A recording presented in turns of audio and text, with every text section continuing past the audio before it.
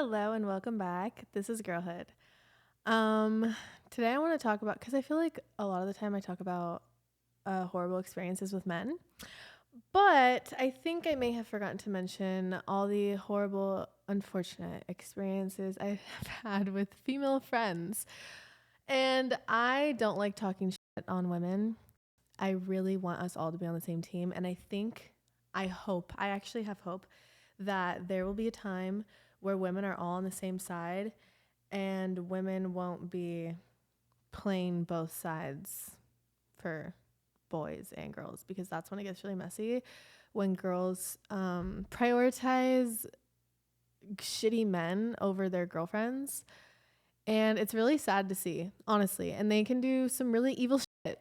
I almost feel like girls have the capacity to do more well, no, I take that back.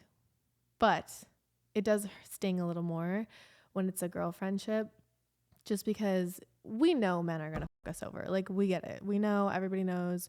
We expect it. We act surprised, but in reality, we're not really that surprised. But when a girl does it, it's like you are actually really surprised because you really thought that that was your fucking girl. Anyways, I feel like the first time I ever had a girl do me dirty was in 7th grade. And this is when I realized, like, oh my God, just because a girl is your friend doesn't mean she's really your friend. And in 7th grade, I had a huge crush on this guy. He went to another school, but my best friend at the time went to the same elementary school as him, because like the elementary schools would kind of branch off into like different middle schools, whatever. And I thought he was so cute. Like, I was literally obsessed. I had him as a friend on Kick. I don't know if you guys used Kick, but if you know, you know. Also got traumatized on Kick and got sent unsolicited pictures of you know what from men, like grown men. I don't even know how they had my Kick or how they found my Kick. I don't really know. I forgot how Kick works, honestly. But anyways, Kick was a really scary, crazy place. And if I could access my Kick messages, I actually tried to. I downloaded the app. I think it was like earlier this year.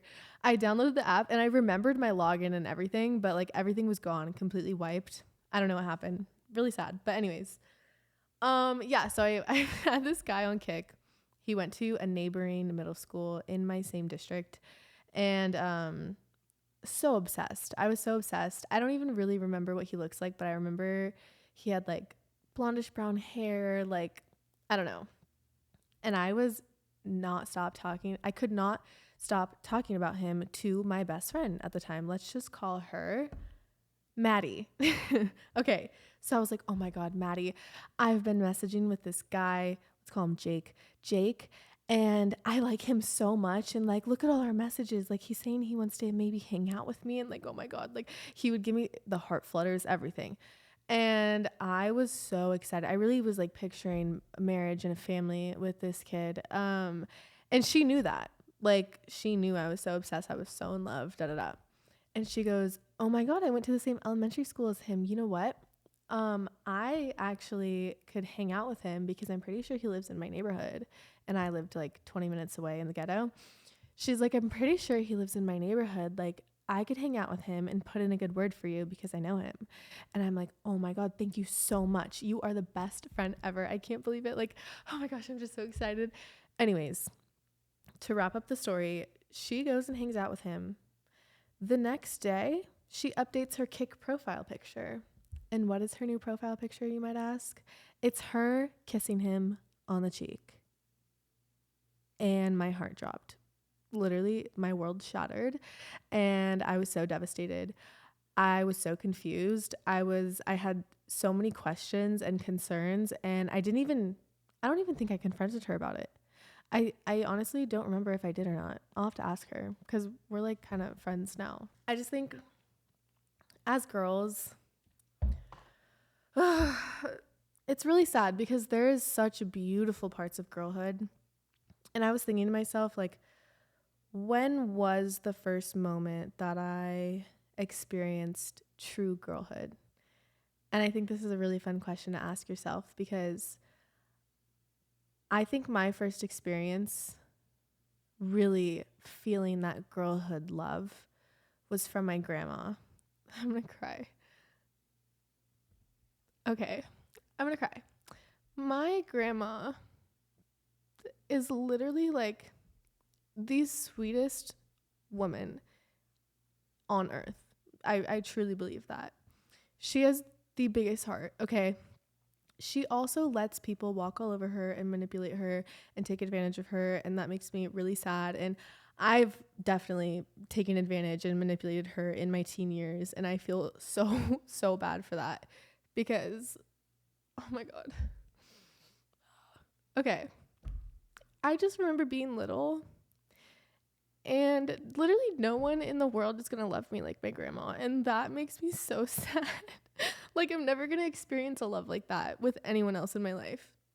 And I've tried to recreate that feeling even with boyfriends, but nobody's going to do it like my grandma. When I was a little girl, both my parents were obviously delinquents and in and out of jail and using and just never around, getting into lots of trouble, partying, doing God knows what. And so I fell into the arms of my grandmother after she saved me from the foster care system, which like thank God for my grandma. She like quite literally saved my life. And I remember when I was little, I was like really confused and sad about a lot of things involving my parents and why do other kids have their mom and dad, and like why did their mom and dad show up to their like back to school night and plays and talent shows and all that stuff, you know, where and why do my friends all ask me, where's your mom and dad? Like, and so I always knew that my life was definitely different than everyone else that I was in school with. I was the only person that didn't live with my mom and dad. And so I knew that like my home life was different. And sometimes I would get really sad because my dad would let me down a lot. I talked about this a little bit before, but he would always promise to come see me or pick me up early or whatever the case would be. Promise to take me to the water park or promise to show up to my birthday party. And then I would literally be waiting around all day, so excited. Like, I know he's going to show up. He's just late. I know he's going to show up. He's just late. And he would never end up showing up. And then I would get really sad. I would call him a million times and he wouldn't answer. And so I would obviously cry my little eyes out. Like my, oh my God. Okay. I would cry my little, like my heart was shattered, right? That's my dad, like my whole world. I thought he was like my whole world. He was everything to me. And the way my grandma handled it was just so like the way she handled everything, honestly, like moments like that where I was crying, or even moments where I did something to get in trouble and then I get in trouble and then I start crying, like as a very small child. Let's say even if it was something that you shouldn't really get a kid in trouble for, but like don't touch that, and then you touch it and then you break it, and then most parents would put you in timeout and get you in trouble. My grandma is just, she has like this unconditional love that makes you feel like you could do no wrong in her eyes, and you really can't do wrong in her eyes. Like no matter what I did, she loved me for me. And she, if I would have like a crying breakdown or tantrum or whatever as a kid, she would take me outside. She would hold me on her hip and she would say, "Look at the moon." And I would look at the moon and it would kind of like distract me from whatever I was crying about, whether that be like my mom or dad disappointed me, or my mom had like a crazy psychotic episode and stormed out or whatever. And she would just like distract all my worries away. "Look at the moon." And she'd be like, "Do you know how far away it is? It's so, so, so far away." And she would tell me like the exact distance. She's a science teacher.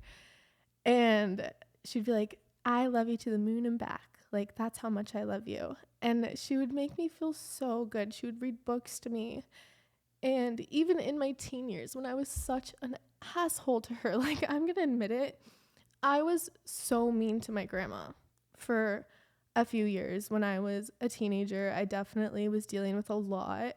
I had a lot of anger in my heart towards my situation, my home life. Like, why me? Why does my mom have to be like this? Why does my dad have to be like this? Why does nobody do anything about it? Why do they just get to go and do all these things that hurt everyone around them and like face zero consequence? It's not fair. Like, I was just really angry at a lot of things. And I definitely took it out on my grandma. She just was an easy target, and I lived with her, and like she would piss me off sometimes when she would nag about cleaning my room or whatever. She didn't deserve to be treated the way that I treated her when I was a really angry teenager. But even in those moments, she still loved me. And she never once like hated me or had any sort of resent. She just understood, and she loved me regardless with just open arms. Like I could literally do no wrong in her eyes. And anytime, like even now, I'm 22 years old. If I'm sick, I will go to my grandma's house and she will literally take care of me. She'll make me soup. I still cuddle with her. Like when I go over there and visit with her, I cuddle with her. I slept in her bed until I was 14 years old. Like I wouldn't sleep in my own room.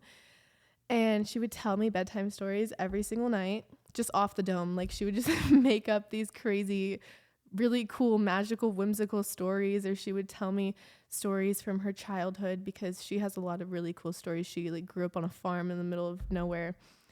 I think it was in Georgia or somewhere in the South. I don't know. I should know. I really should, but I forget because she did move around a lot.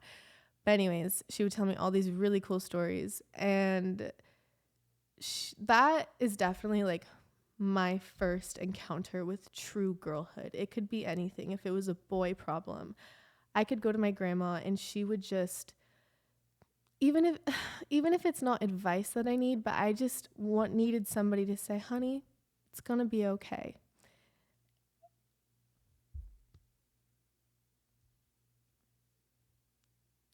Okay, I'm gonna cry. Okay, I'm actually trying not to cry, but if I do cry, I cry. That's fine.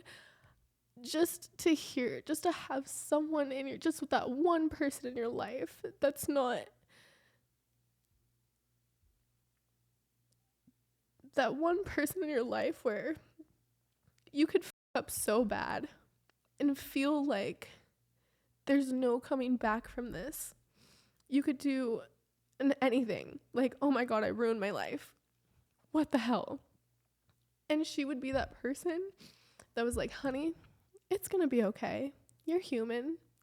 It happens. We mess up. We make mistakes, we all do. And I love you, and I know you, and you are so smart, and you are so strong, and you could get through anything. I know it's rough right now, but it's going to be okay. And I love you. And that, just like that in itself, I try so hard to carry that with me. And I have moments still, because your 20s are so hard and so confusing and so scary, and you don't know what you're going to do with your life. And sometimes you feel like you're not doing enough, or you're not even doing anything, or you have no fucking money. And or you make really bad mistakes, or I don't know, there's a lot of things that when you would tell your parents, they would tell you how you're so wrong, and you should have done it this way, and you could have done this better, and you should have planned better, and you should have paid more attention, or you should have da da da da, and you messed up, and that's bad, and you need to suffer the consequences because that's life. Like, there are parents like that. And I feel like that's how my aunts were when I lived with my aunts. That's why I had such a hard time, because I grew up with such a loving woman that, like, even if I made a mistake, I forgot to tell her where I was going, or I did something when she told me not to, or whatever it may be, she would never get me in trouble. And I know that that's not good parenting, because then you may never learn and you may continue to make mistakes. Obviously, my aunts were their parenting style was definitely effective in terms of getting me to do what I needed to do to survive in this corporate world. But my grandma's parenting style was more about my soul, my spirit, and my heart, and making sure that those things are okay first, because nothing else matters.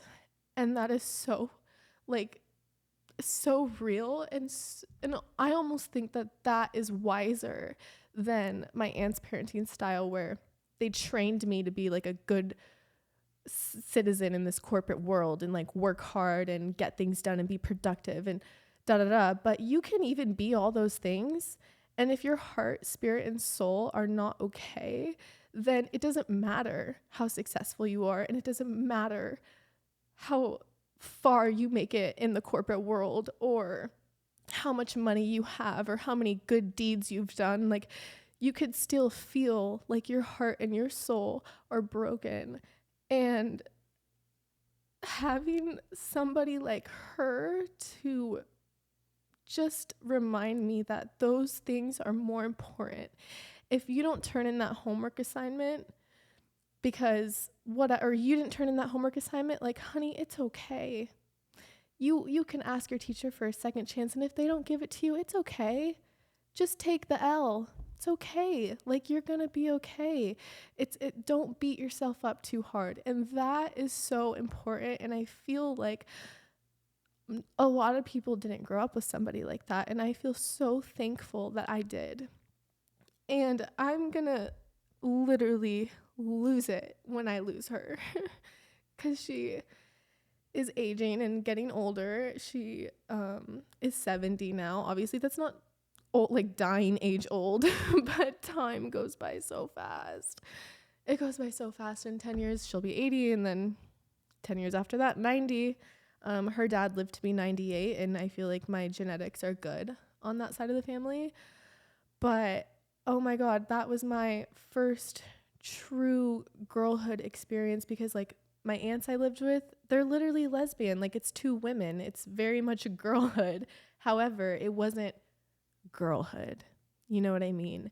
It wasn't having, and that's why I would get so angry at my aunts too, because I just wanted to be like, why aren't you telling me I'm gonna be okay? Like, why aren't you telling me that it's okay and you still love me, you know? And they would be like, that's not what this is about. Like, obviously we love you. That should be like obvious. I'm always gonna love you, but you are still in trouble and you're grounded and da da da, and I'm punishing you because you didn't listen, da da da da da.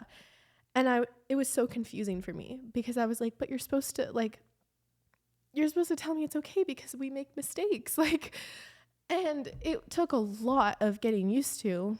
And I definitely got to a point where I was used to it. But after almost 2 years of living with them, I needed my grandma so bad. And I missed her so much. And I feel depressed without my grandma, like, literally. Even if I get a little cold or something, like sick, when I had strep throat the other week and I was just sick alone in my apartment, I started crying because I was like, I just want my grandma. And anytime I go through anything, whether that be a breakup or, I don't know, just losing a job, anything, even if it was my fault and I could have done better and I could have worked harder, or I messed up, I made a bad choice, I could go to my grandma and she would just hug me, hold me, and tell me that it's going to be okay. And it's just life, you know? Jobs, boyfriends, relationships, money, like, you're alive. You're on this earth and you're young and you have so much time to figure it out. And you're going to be okay, you know? And I definitely struggle with depression and even suicidal thoughts. I mean, definitely during my ADHD medication days, because the side effects, I don't know if it's even listed on the side effects, it should be, but suicidal thoughts came with taking my ADHD medication, because I would have really high highs and really, really low lows. And I would start to, I did hear that Adderall can induce psychosis. And I think I experienced a little taste of that in high school, because I would start to feel like everything was fake, nothing was real, nothing mattered, and there's no point of life. Literally, I would feel that. And sometimes I feel like I need my grandma, you know, and I want to be that person for other women, and especially my little sister. And my little sister lives with my grandma, and I love that so much. But, you know, my mom lives there too, and My little sister is not old enough to really understand, but one day she will. And unfortunately for her, she is 11 years younger than me. And she's not going to get as much time with our grandma as I did.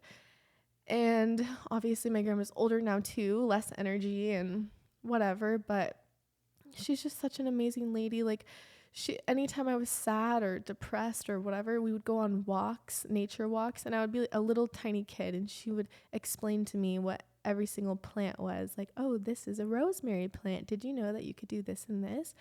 Do you know what plant this is? Oh, look at the birds. Look at this tree. It's so magnificent and beautiful. Can you believe that there's creations like this on earth? And you're worried about a silly boy? Like, you silly girl. Look at all this nature around you. Look at the world. Look at life. It's so much bigger than you. And it's so much greater than your small little problems that you are centering your entire world around certain specific problems in your life that in the grand scheme of things are so insignificant. And she really expanded my mind and opened my eyes to that. And because of her, I feel like I do have a really strong it sounds so hippie. I do kind of have a hippie family, but I do have a very strong connection to trees. To this day, and she doesn't even notice that she does this, but if we pass by a really big, awesome tree, she's always the first one. Wow, look at that tree. I mean, man, like, God did good on that one. And she's just something else. I've never met somebody like her. She's so special. And her way of thinking is just so beautiful. And it might not be how parenting books would describe the best, most efficient way to raise a child, but in my case, my situation was unique, and I didn't have the mom and dad normal lifestyle. So her parenting style was also unique to cater to that. She knew that I had sadness weighing on my little heart, and she made it her job to make sure that my little heart was going to be okay. And to make sure that I knew that I felt loved and I felt cared for and that I was going to be okay no matter what happens in life. Because people do crazy things. People are disappointing, and they're going to disappoint you, and they're going to mess up, and they might even leave you. They might abandon you. They might do something horrible to you, and it hurts, and then you might even blame yourself. And she was always there to let me know I am perfect and it's not my fault. And you know what?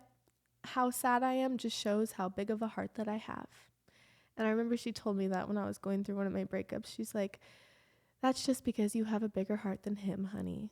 And that is a beautiful thing. And I'm proud of you for loving, And that to me is girlhood. I think people in our, I don't know, just in our world, in our society, people are so judgmental. It's even becoming a common thing to just cut people off on the drop of a dime. You do one thing wrong, I'm cutting you off.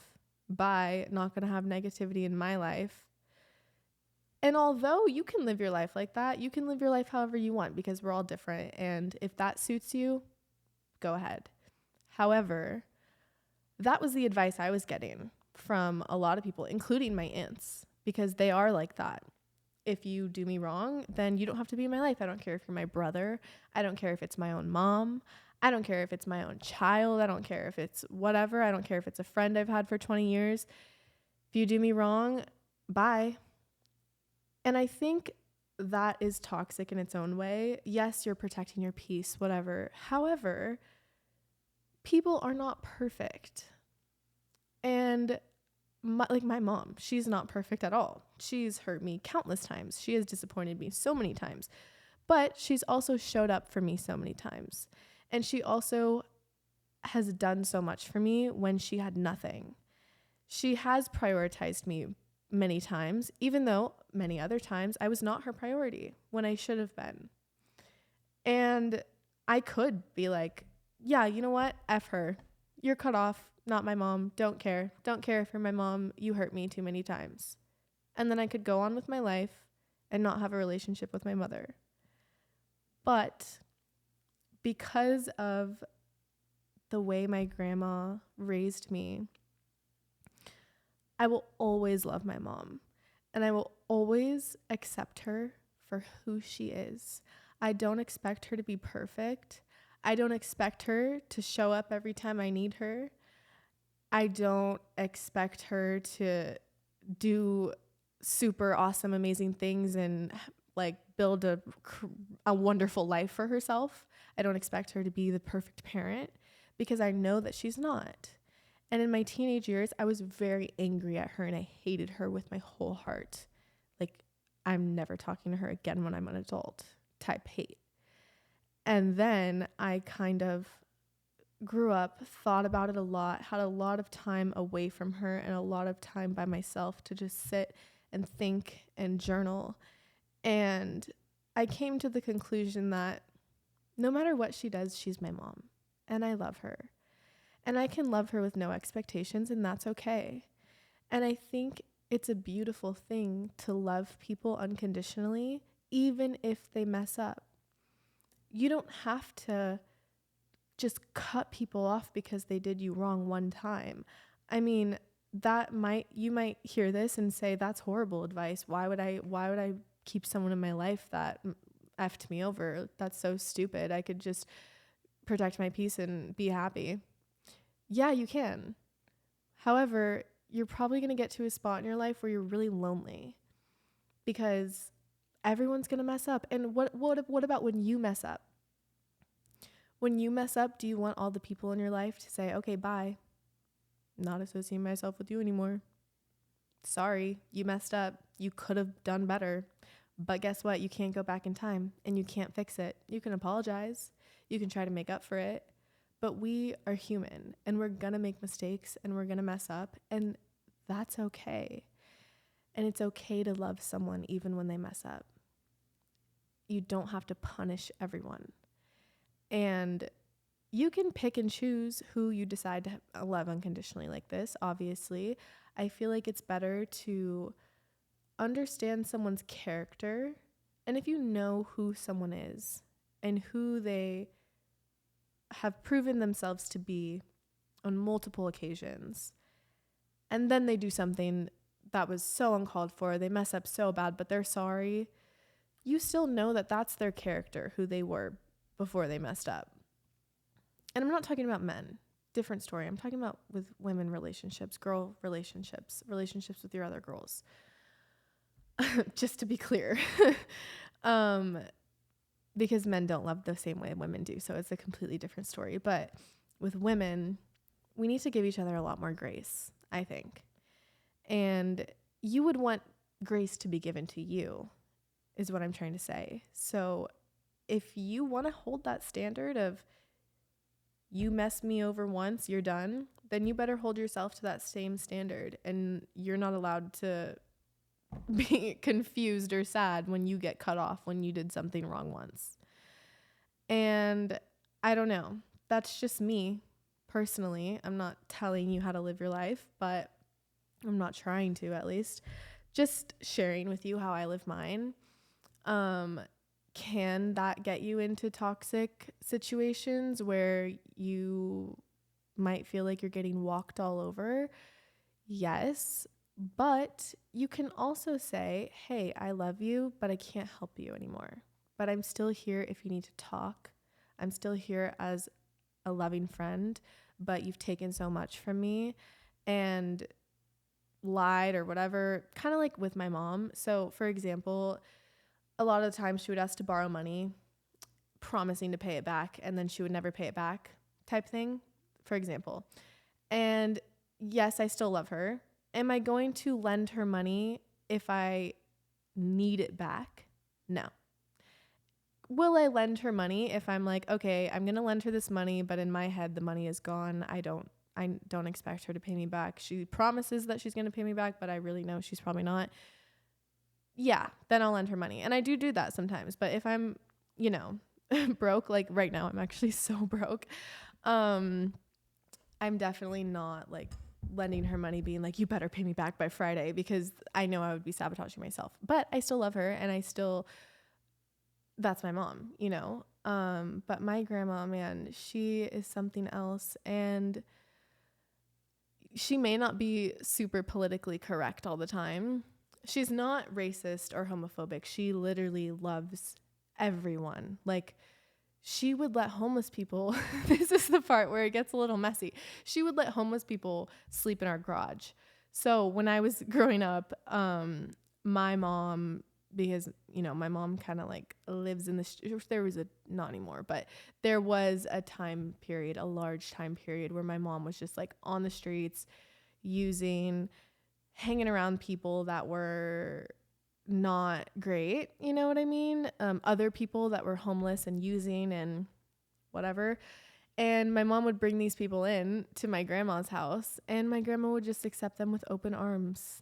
No matter what they looked like, no matter what their story was, no matter the color on their skin, no matter anything. She would just like open arms. Honey, you stay at my house. I'm cooking dinner tonight. Do you like chicken pot roast? Like, she is so, I don't even know how to explain it. It's like God just shines through my grandma. She, like, Jesus was literally friends with all the prostitutes and drug people and what, like the bad people in the brothels and whatever. Jesus was friends with prostitutes, and everyone judged that. I feel like religion or churches, I feel like religion got a little twisted by man, where they're like, oh, if you do this or that, you're a whore and you're going to hell. But Jesus was friends with the prostitutes, and he accepted them and loved them. And he even converted a prostitute into a disciple. And he didn't care. He didn't judge that woman's past, because I feel like God to me and Christianity to me, because I did go to Christian elementary school until 3rd grade, and it definitely was taught like a little more misogynistically, because it definitely does get twisted. And I feel like there's this scary idea around religion where you have to be perfect and you can't sin and you can't go out and do horror-like activities. And if you have ever done that, then you are not holy. That is not religion to me. That's not Christianity to me. That is not God to me. To me, God is just this being of unconditional love and forgiveness. And no matter what you've done in your past, if you're at least trying to be a good person, it's okay. And it's okay if you decide, I had a horrible past and I've been a horrible person my whole life, and I've been evil, and I've even effed people over on purpose, maybe. And I've even done things that are unforgivable in a lot of people's eyes. But I want to change, and I want to become a better version of myself, and I want to be a good person. You can make that decision, and you're still going to face problems in your life where you, by habit, accidentally make bad decisions again. And then you might feel like, oh my God, I'm doomed. My life is worthless. I'm a worthless person. I am a horrible person. There's nothing I can do to be better. But that is not true. You're gonna make mistakes. You're gonna make bad decisions, whether that be in the heat of emotion or anger or jealousy. And that is okay. We need to learn to forgive ourselves and to forgive the people around us, because the people in your life who love you are the only people that matter. Like, especially family. And I know it gets really complicated with family, and I totally understand that, because I, like in my last episode, said that I had a family member who I'm pretty sure touched me when I was a kid in weird ways, if you know what I mean. And like, that person I don't love. And that's pretty common for girls and family members. I have a lot of girlfriends who it was a cousin, it was an uncle, it was a dad, it was a friend's dad. And that is a different story. And that's also why I say I don't want this to correlate to men family members, because men, like I said, operate different. But your mom, you have to understand, and I know a lot of moms can be so toxic. I have friends whose moms were really toxic, and even my mom was really toxic. She's even tried to throw me down the stairs before. She's slapped me in the face. Like, she's been toxic, but I know that her soul is not an evil person. She was just using and experiencing withdrawals, or experiencing bad come down, or got way too high. And that wasn't her in those moments that did those horrible things to me. It was because of the substance that she was abusing. And I can understand that, and I can accept that, and I can not blame her for that and not hold it against her forever, because all that's going to do is build up hate in my heart and make me a hateful person inevitably. And I was a hateful person from ages 15 to 18 or 19 even. I want to say 18 is when I stopped really being a hateful person. And that is also when I started, I don't know, just maturing. And also, I know this is really cliche, oh my fucking God, but when I did a large amount of mushrooms, oh my God, ew, I feel like one of those boys that's like, I did mushrooms and I experienced empathy for the first time. Please don't interpret that way, because I knew what empathy was, but I was holding onto a lot of hate and a lot of why me. This isn't fair. I hate you. And after or during my mushroom experience, I kind of realized that, oh my God, it doesn't really matter. Like, I don't know. You just have to, I can't even describe it. It's just this overwhelming feeling of unconditional love, truly. And same with my dad, kind of. I mean, he's a little different. He also still hasn't gotten a paternity test. Little side note there. I really don't think he wants to know, because he's so attached to this damn baby. But I really don't think it's his anyways, because it looks nothing like any of the babies that were born on his side of the family. But anyways, that's a completely different story. But yeah, I just feel like people are so judgmental and they will pick you apart. And I just want all you girls to know that you are perfect the way you are. You don't need to be like anybody else. You're perfect even when you mess up. And even when you feel like there is no way you are going to recover from this, whatever it may be, whatever you may have done, it's okay. And time goes on. And my grandma would always give me this way broader perspective, because she's 70, and she'd be like, when I was 22, oh my God, I did this horrible thing and da da da. And now she laughs about it. At the time, it was earth shattering to her. She thought there was no way she could move on with life. And that is life. Life isn't about protecting your peace and not experiencing any sort of bad emotion your whole life. Life is about experiencing everything. It's about learning how to navigate difficult people and still having love for them, even though they're not perfect. Just like Jesus, God, the Holy Spirit. Like, even though you're not perfect, he still loves you. And that is how you should try to live your life. Even if people aren't perfect, that's okay. And it's okay if you're not. And it's okay if you want to be. I mean, who doesn't? I definitely do. I wish I was, but I'm not. I'm not at all. Not even close. Like, not close at all. I definitely am starting to realize that I have a lot of issues.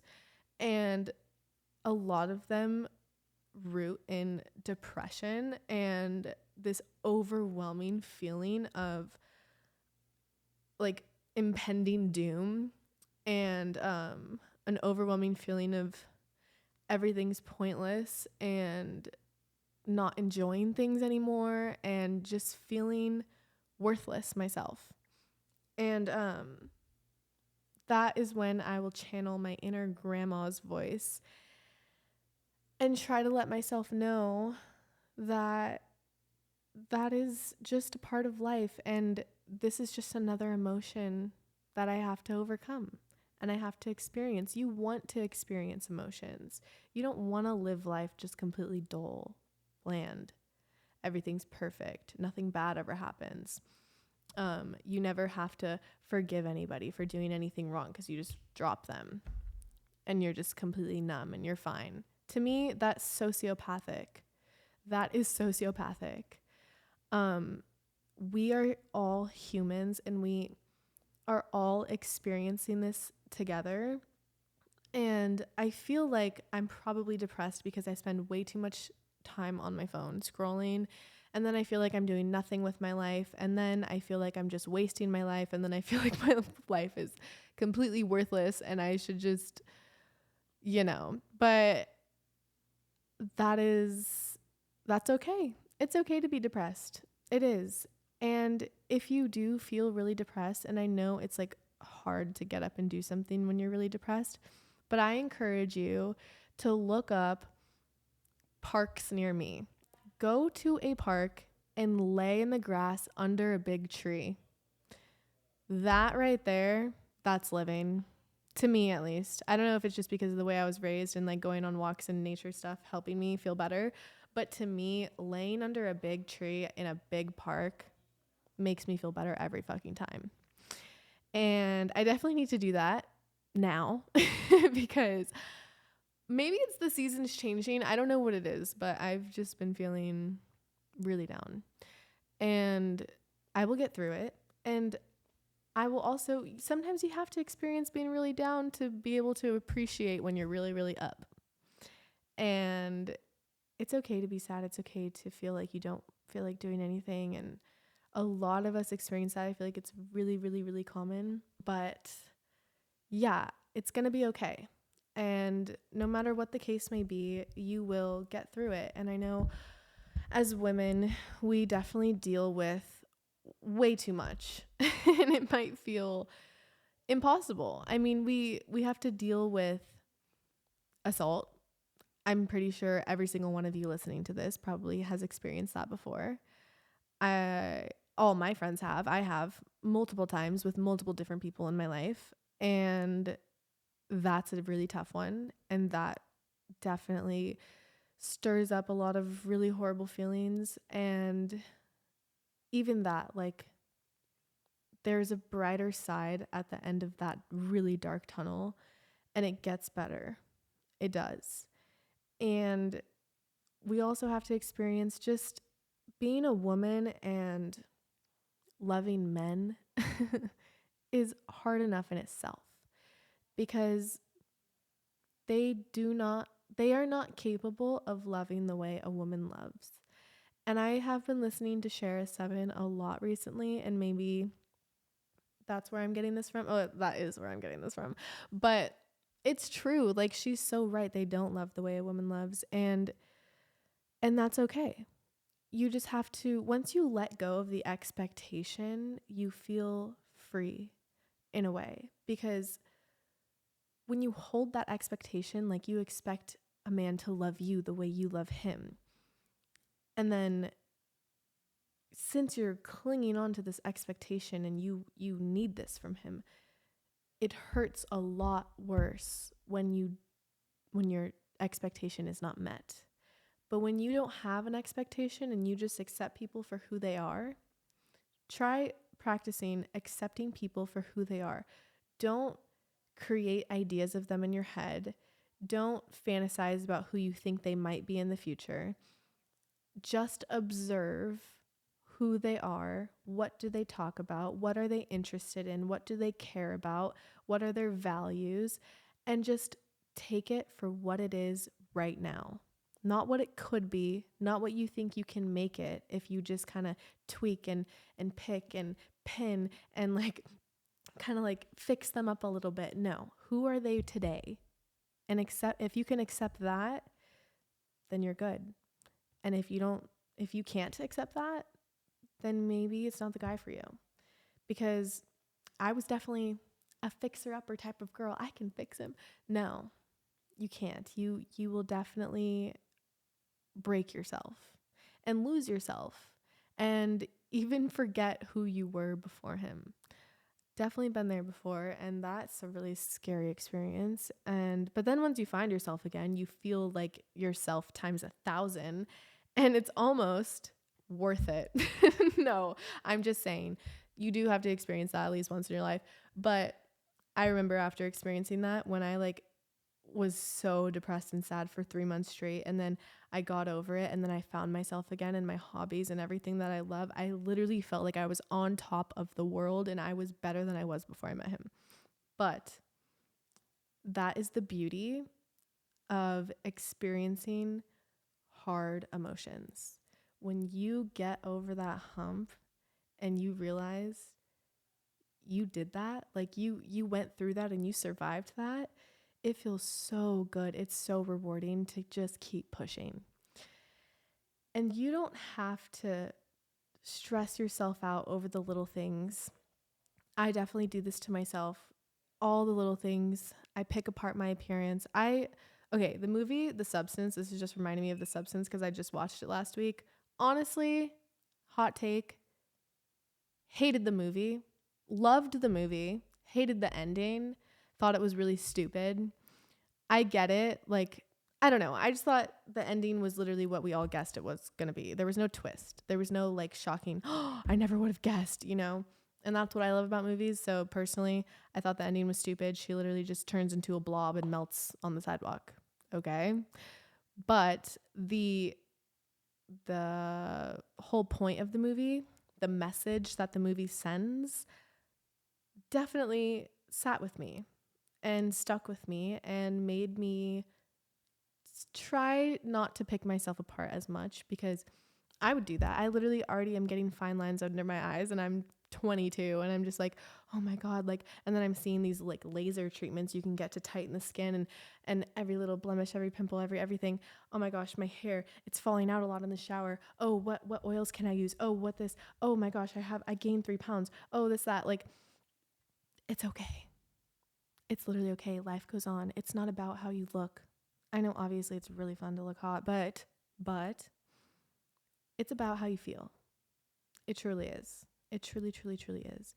Not only should you accept other people for who they are, but you need to accept you for who you are. And everything will be okay.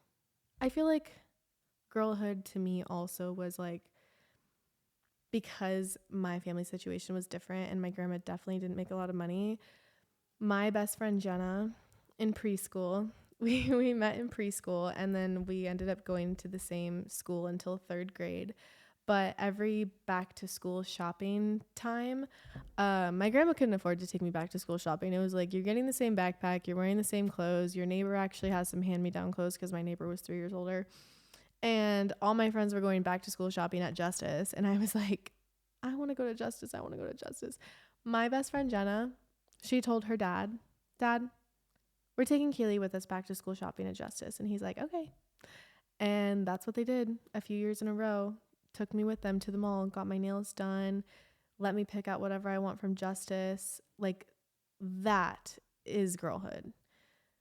My grandma, first experience with girlhood. Jenna was definitely my second most important experience with girlhood, because she made me feel so accepted and so seen. And I remember being in like 1st grade having a lump in my throat when she invited me back to school shopping, because I just couldn't believe it.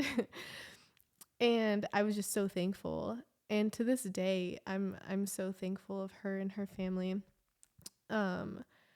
She doesn't really have a close relationship with her dad anymore, but that's a different story. But at the time, it was really, really sweet, and it was really wholesome, and it definitely made me feel so loved. And I think it's hard right now, especially in this economy. Like, we are all struggling financially, and it's so hard to like go out and do stuff with your friends, or even make friends, or even do anything. It's hard to do anything because everything costs money. And that is hard in itself. Like I'm experiencing that right now, and it does feel like impending doom, and it does feel like it's not worth it, and like life's literally not worth it. Like what's the point? What's the point? What is it? Can you tell me, please? But the point is literally just to experience life. I mean, that sounds so stupid, but yeah, the point is to just have your little circle of people and love them unconditionally, and find the joy in everything. And I feel like that's kind of why my story times popped off on TikTok, because I was telling these really crazy stories of things that would normally push people over the edge, and I'm sitting here like giggling, laughing, telling it like it's hilarious that this happened to me. Like, oh my god, isn't this so hilarious? And people think it's funny. I think it's funny, but there is definitely like a darker side to that too, where I did like cry about it, and like have to experience all the really depressed emotions until I could talk about it with a smile on my face like it's funny. But yeah, anyways, but yeah, The Substance, can we get back to that? Because great movie. I love Margaret Qualley. I hope I'm saying that right. Qualley? I think it's Qualley. Tell me if I'm wrong. Qualley? Margaret Qualley? Margaret Qualley? Okay. Love her. I loved her in The Maid. Loved her in the show The Maid. If you haven't seen The Maid, definitely watch it. It's a tearjerker for sure, but she was amazing. That's the first time I saw her. She was also in that one movie with Brad Pitt. I forget what it's called, but I see a bunch of edits on it on TikTok. I haven't watched it yet, but she's amazing. She's so hot, and love her so much. I also love the whole idea of it. Like, the more time you spend, okay, because basically, like, she could only be the hot version of herself for 7 days, and then she had to switch back, whatever. And when she wasn't switching back and she wasn't taking care of her natural body, then the consequences were ugly. And I started to think about this in a lot of different aspects. Even I was thinking about this because I'm getting a lot of damage in my hair because I keep using heat on it. And before, I would never use heat in my hair. And ever since I got that freaking Revlon brush blow dryer thing, I've been using it like almost every time I wash my hair, which is probably not good. And I also don't use heat protectant, but my hair looks amazing when I do it. And then when I don't do it, my hair looks fried and frizzy and dead. And like I might need to cut 5 inches off, but I love the length and I'm really conflicted about that. But, anyways, even things like that, like I'm not thinking about my natural hair. I'm just thinking about looking good. And then I wonder why my hair's so damaged. Little things like that. Literally, that's like the message of the movie, like not taking care of your natural self. Like, I'm not taking care of my natural hair. I'm not doing anything to protect it. I'm not doing anything. I'm not taking a break from the heat because I want to look good all the time, like she did in the movie. And that goes with everything. I mean, that goes with even the shoes you wear. I mean, my grandma would always talk about wearing heels all the time. She's like, it's bad for your feet. You will literally have problems with your feet and the joints in your feet when you're older. Like, you have to take care of yourself.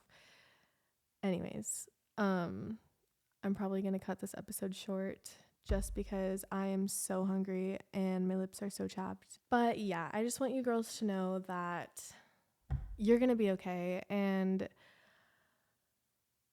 call your grandma if she's still around. Definitely give her a call and try to spend more time with your family, because once they're gone, because they're gonna go one day, and I think we forget that, but it happens. We all go eventually.